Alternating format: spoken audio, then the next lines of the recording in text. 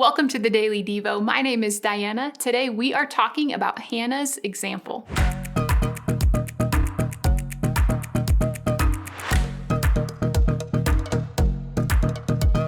Did you or do you still give your home an extra clean before company comes over?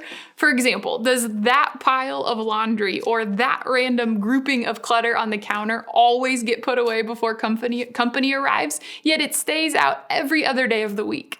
Or do you have certain people that you always tidy up your home for and other people who can come on in anytime, no matter what your home looks like? Are there people who have seen your piles and the dishes and the toys and the life that is sprawled out in your space like it really was on that day? Often, those are people who know us deeply and fully. They have been in your real space and saw you no matter what was around you, and you did not feel the need to hide and pretend that things were different than they were.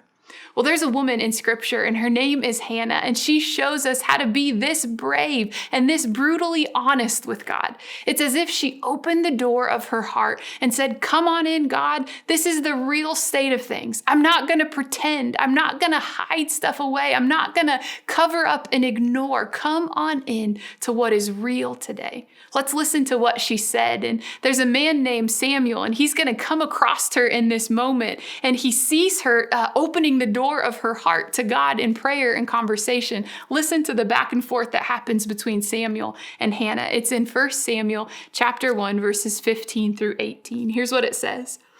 Hannah responds. She goes, "Not so, my lord," Hannah replied. "I am a woman who is deeply troubled. I have not been drinking beer or wine. I was pouring out my soul to the Lord. Do not take your servant to be a wicked woman. I have been praying here out of my great anguish and grief." And then Eli answers her, "Go in peace. May the God of Israel grant you what you have asked of him." Here's the deal. Samuel did not know what she was doing. He didn't know if she was out of her mind or if she had been drinking too much when he came across her conversation with God. She doesn't have any children, and she deeply wants them. She, as scripture told us, she is deeply troubled.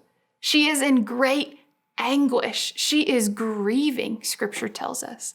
What I love about this snapshot of Hannah's story is that in this moment of deeply troubled grief, she did not wait to give a cleaned up, polished request to God that was only kind of full of a half-truth. No, she is weeping and pouring out her soul to the Lord, is what scripture told us. Have you ever poured out your soul to the Lord? Have you done that?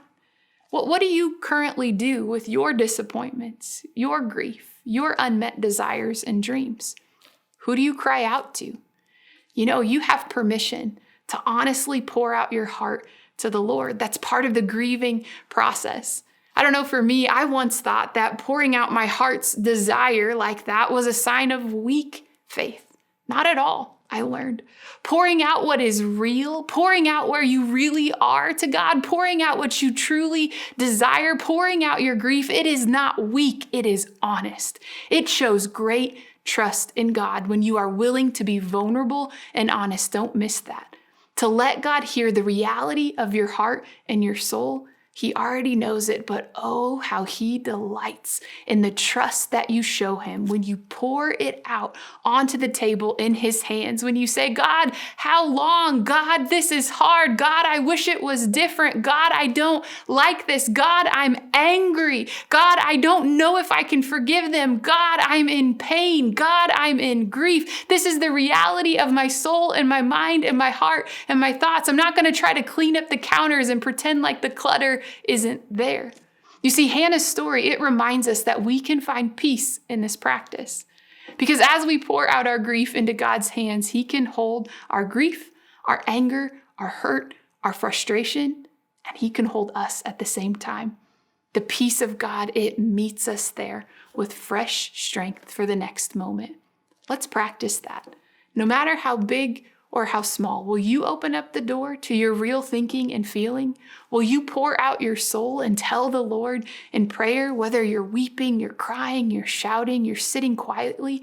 What you're doing as you do that is you are courageously living out faith and trust. And as you see in Hannah's story, she walked away with a renewed peace. She was able to eat the next meal and carry on with her day.